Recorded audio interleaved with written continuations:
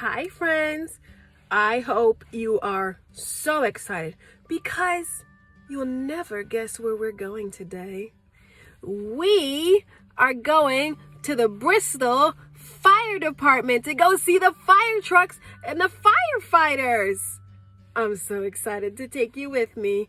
All right, put your seatbelts on because we're getting ready to go. Hello, Mrs. Robbie's class. I'm walking up to Station 2 right now. I'm going to ring the bell and see if there's any firemen here. This is one of our 5 firehouses in the city of Bristol. And let's see if anybody's here.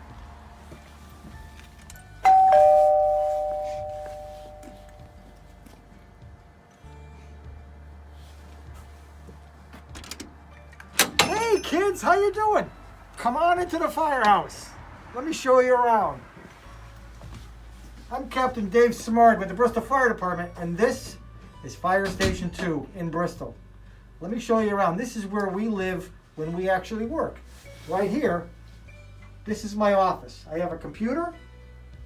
Over here, this is where we charge all our batteries for our radios.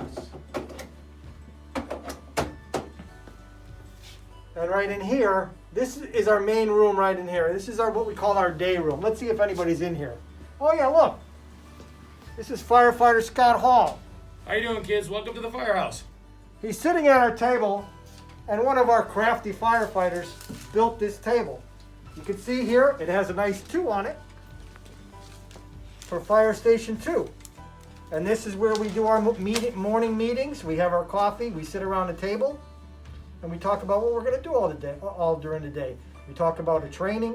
We talk about sometimes when we get back from a fire call, what we did right, what we didn't do right, and what we could do better next time.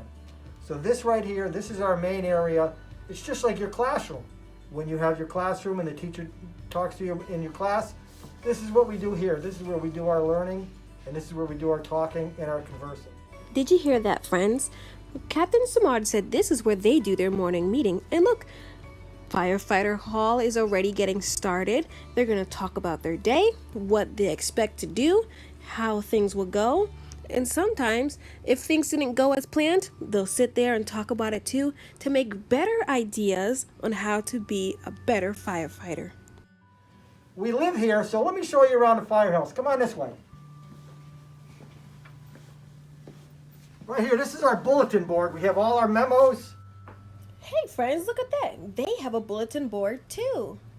True, theirs doesn't have as much color as ours does, or a calendar, but firefighters use bulletin boards just like us.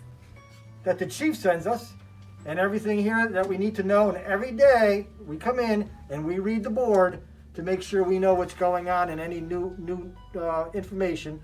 We have it right here. This right here, if you can see this is a map of the city of Bristol. That, my friends, is a map. I know not a lot of us see one of those anymore, but think of it as a map that a pirate uses. If we get a call and we're not exactly sure what street we have to go to, we look it up on the map, and we're always prepared before we get on the fire truck so we know where we're going. Come on in this way. Let me show you the kitchen. Right here is our kitchen. This is where we prepare all our meals. We have a stove, all our pots and pans. And look, another crafty fireman built this. And I don't know if you can tell or not, but look it. This right here is an old wooden ladder that we use to build the table. We got some pretty crafty firemen. And this right here, Bristol Fire Station 2. All right, this is our refrigerator, all our cabinets, our spices, silverware, whatever we need, just like your home. Now, would you look at that? Just like our house, like he said, they have a microwave, a stove, pots and pans so that they can cook and eat because they have to live there in case there's a fire at night. Notice what we have right here. We have a fire extinguisher, just in case. Do you guys have a fire extinguisher in your house? Maybe you should get one. Put it right on the way out of the kitchen so that you can grab it just in case there's a fire on the stove. And just like the firefighters, I wanted to be safe So I made sure I have a fire extinguisher too. All right, let's go. Now, as I said, we stay here all day. So at night, if we don't have a call, sometimes we try to take a rest because it is a long day. And this is called our bunk room. Walk this way. This is our bunk room. There's 3 firefighters. And every firefighter has their locker. Look how cool this is. So this is the bunk room, what Officer Samard called it. This is where the firefighters will sleep if they don't have a call, and if they're tired, they can take a nap on their bed, or some of us might call it a cot. And they have cubbies, or some of us might call them lockers, to put their personal things like their backpacks and their coats in it. And every firefighter has their locker and their own bunk. And oh, look, it's Firefighter Hayes. And in here, he can come in here and he's nice and quiet and he's studying. We always study. And I know that you guys do homework a lot. You don't always like it, but guess what? We do homework at the firehouse all the time. We're studying for tests and we're taking classes constantly to make ourselves better firefighters. But it's very important for us to even do homework at the firehouse. We always have to do homework and stay up on new technologies and on new ideas. And Adam here is studying to be an officer, so he could probably be a captain someday. And to do that, you have to do a lot of homework. Did you hear that, friends? Firefighters study and do homework almost every day just like us, because they want to be smarter and better firefighters too. Now I showed you the living area. Now we have a whole bunch more stuff out there that we can show you. And Firefighter Adam Hayes is going to take you out there, and we're going to walk this way and show you the rest of the firehouse. Come on.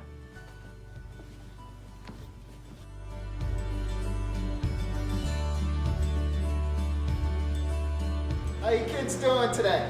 Alright, well the first thing I'm going to show you is how we stay mentally and physically fit. Now, just like you go to school, you see your teachers to stay mentally fit, but you also see your PE teachers and do sports to stay physically fit. We have to do the same thing, alright? So here is our gym. This is all our gym equipment. We have requirements every year to make sure that we stay at a certain weight and that we're up to our training physically and that we're physically fit to do our job, alright? So you see, friends, it is so important for us to keep our mind and our bodies healthy, especially for firefighters, because they need their minds to be very sharp so they can think and come up with the best ways to help people, and they need their bodies to be strong and healthy so that if somebody's body is hurting and they can't move, they can help them. Now let me take you to see the fire truck. Hey guys, alright, I'm the driver of the fire engine. I have to make sure that we get from the firehouse to whatever emergency scene that we have to go to safely. Alright, now come on over and take a look inside.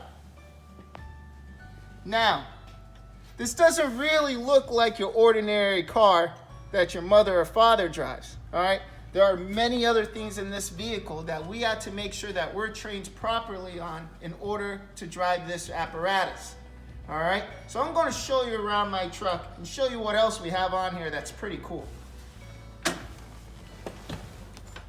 Oh wait, before we go look at the rest of the fire truck, let's look at the similarities and differences between a fire truck and a car that I drive or your parents may drive. So we both have steering wheels, so we can steer the car left to right. And we both have seats, so we can sit down when we drive. The fire truck also has 2 speedometers, the big circles, which tells you how fast you are driving. But there's also other small circles that my car doesn't have, and your mom and dad's car don't have either. There's also a whole lot more buttons, and the biggest difference is we don't have cool flashing lights nor a siren. Now, just like technology changes in your school, same thing happens in the fire department. Here we have the hearse tool, or the jaws of life if you heard of it before. Now, before it used to run on fuel, and it used to be very loud and very cumbersome for us to carry. Now, with the advance of technology, it runs off a battery, which is quieter and also lighter for us to use. All we gotta do is push on the button, open it up,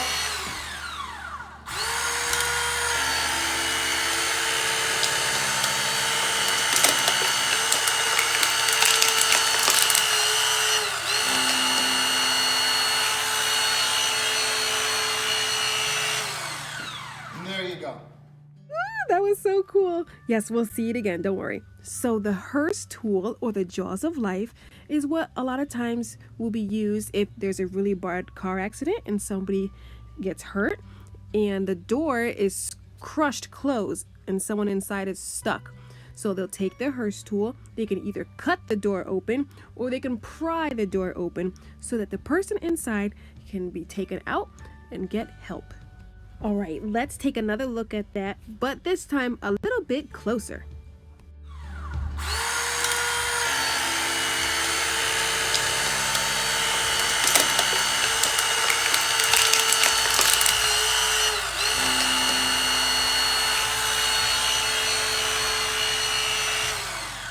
And there you go.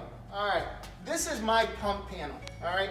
Not only do I have to make sure that my crew gets there safely, but when there's a fire, I have to make sure that they have water. And pretty much what this pump does is, when the water comes in, I make sure that the water comes out of the right hoses.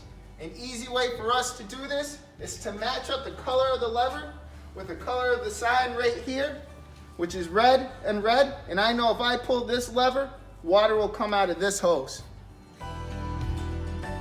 Wait a second. It sounds like it's pretty important for firefighters to also know their colors, because if you want water to come out of the red hose, you have to pull the red lever. Hello there.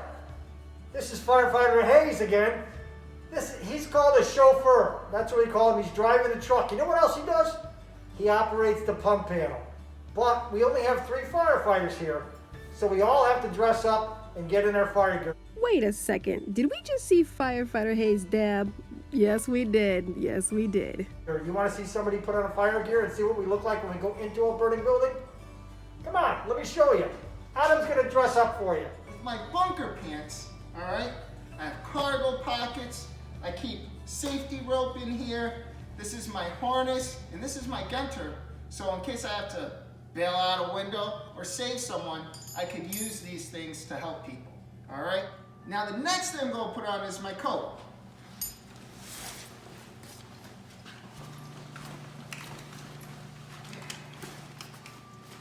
Now, next our coat. Now watch how he We got closes these his clips. coat. He's going to grab it, push and clip 1, push and clip 2, push and clip 3, push and clip 4 times.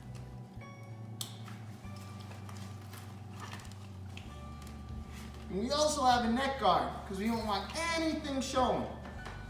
All right? Now on my coat, I got some really cool things. All right? Right here, this is my radio, almost like the walkie-talkie that the police carry, because we communicate with the police and the EMS at any emergency situation. I also have this, and this is pretty neat. Come on over and take this out. This is called a thermal imaging camera. Now, what this does is detect heat signatures in a fire environment. And I'll give you an example. For instance, if I put it over here at Captain Samard, you can see the difference between the color, the temperature of his body and the truck, and see that his body is actually hotter than the truck. It helps us identify bodies when we're in a fire scenario. Okay, friends, that was a big word. So this, again, is called a thermal imaging camera.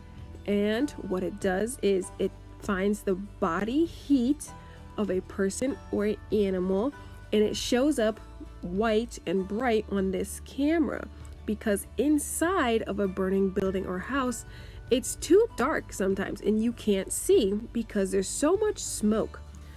So the firefighter will take out this camera, and the camera will feel the heat and the temperature and the warmth of a person or an animal, and it will show very white and bright on the camera.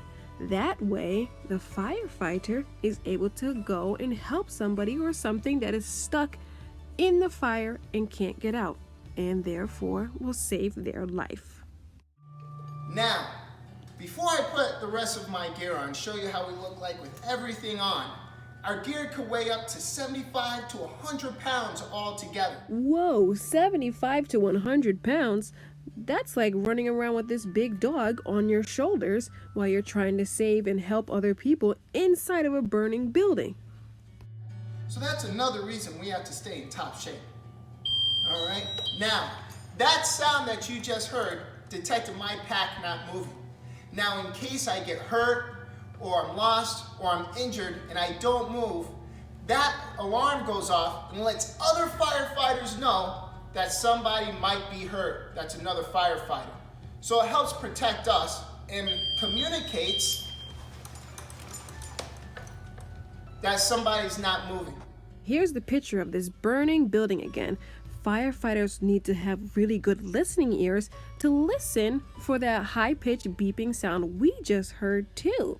That sound, as we just heard, means that one of their firefighter friends fell down and got hurt and needs their help. Now let's use our good listening ears to see if we can hear the beeping, and then let's use our eyes to see firefighter Hayes do a little wiggle, wiggle, wiggle to make it stop beeping. And we all are trained to know that sound.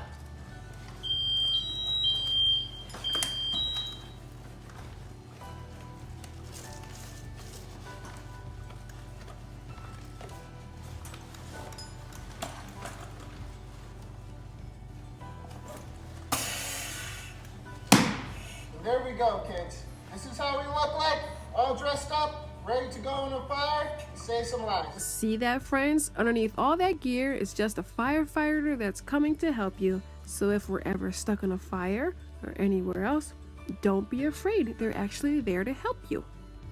Hello, Miss Robbie's class. My name is Firefighter Udelson, and today I'm going to show you how firefighters get down the fire pole quickly and efficiently to get on the fire trucks and go to emergency calls. This is the fire pole. For emergencies, we take this to get down to the apparatus and get out the door very quickly, as opposed to taking the stairs. To slide the pole, I'm going to jump on and use my arms and legs to slowly descend it, quickly and efficiently.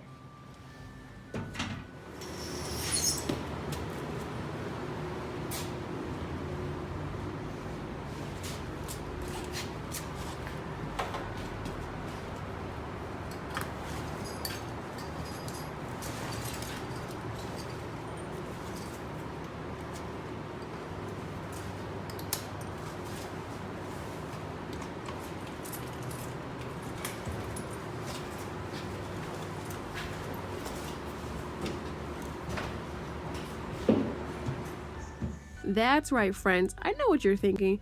A lot of playscapes that we've played on has a fire pole just like that. And yes, you friends do slide down just like firefighters. But more importantly, did you see how fast he slid down the pole and got dressed to go to a fire and save somebody? Let me get out my stopwatch and see how fast he really was.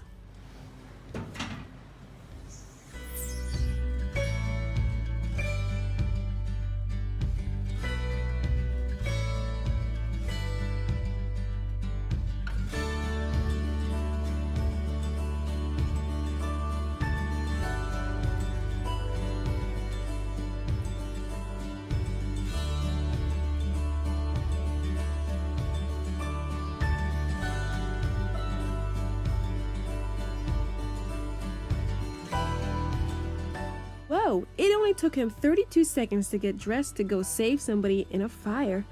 Imagine if we got dressed that fast to go outside to play or to get ready to come to school. Okay, Miss Robbie's class. This is what the truck looks like when it's responding to a call. With its lights going and the siren.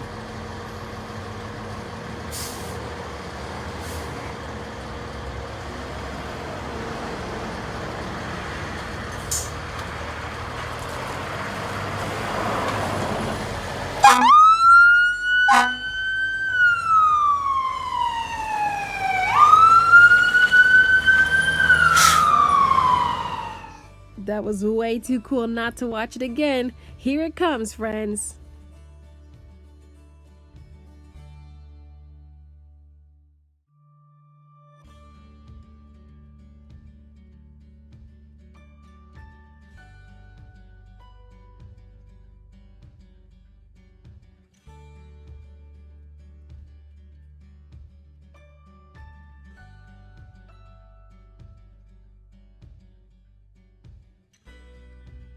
Well, friends, that's the end of our field trip.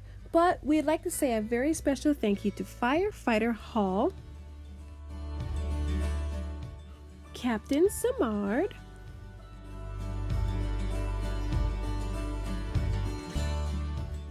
Firefighter Hayes,